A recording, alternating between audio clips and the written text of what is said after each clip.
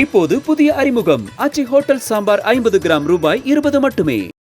விடுதலை போராட்ட வீரர் ஐயா நல்லக்கண்ணுவின் வாழ்க்கை வரலாறு பாடப்புத்தகத்தில் இடம்பெற வேண்டும் என்று நடிகர் விஜய் சேதுபதி தமிழக அரசுக்கு கோரிக்கை விடுத்திருந்த நிலையில் அது குறித்து முதலமைச்சரின் ஆலோசனை பெற்று முடிவு எடுக்கப்படும் என்று பள்ளிக் கல்வித்துறை அமைச்சர் அன்பில் மகேஷ் பொய்யாமொழி தெரிவித்துள்ளார்.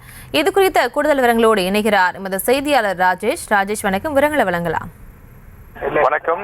பள்ளிக்கல்வித்துறை சார்பிலே ஒரு அறிவிப்பு ஒன்று வெளியாகி இருக்கின்றது. பள்ளிக்கல்வித்துறை அமைச்சர் தன்னுடைய சமூக வலைதள பக்கத்தில் இந்த அறிவிப்பை வெளியிட்டிருக்கின்றார். விடுதலை போராட்ட வீரர் போற்றுதலுக்குரிய திரு நல்லக்கண்ணு ஐயா அவர்களின் வாழ்க்கை வரலாற்றை பள்ளி மாணவர்கள் அறிந்து கொள்ளும் நோக்கில் அவரின் வாழ்க்கை குறிப்பை பாட புத்தகத்தில் இணைப்பது குறித்து தமிழ்நாடு முதலமைச்சர் அவர்களின் ஆலோசனை பெற்று முடிவு செய்யப்படும் என்று அவர் குறிப்பிட்டிருக்கிறார். ஏற்கனவே நடிகர் விஜய் சேதுபதி இது தொடர்பாக தன்னுடைய கருத்து ஒன்றையும் அவர் தெரிவித்திருந்தார்.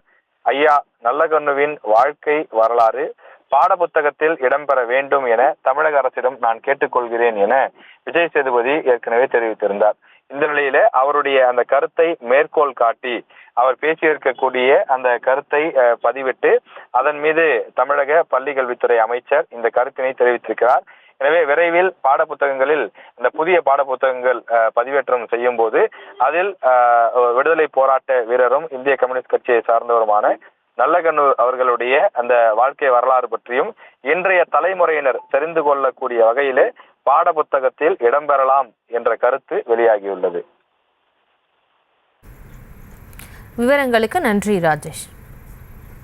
இப்போது புதிய அறிமுகம் ஆச்சி ஹோட்டல் சாம்பார் 50 கிராம் ரூபாய் 20 மட்டுமே.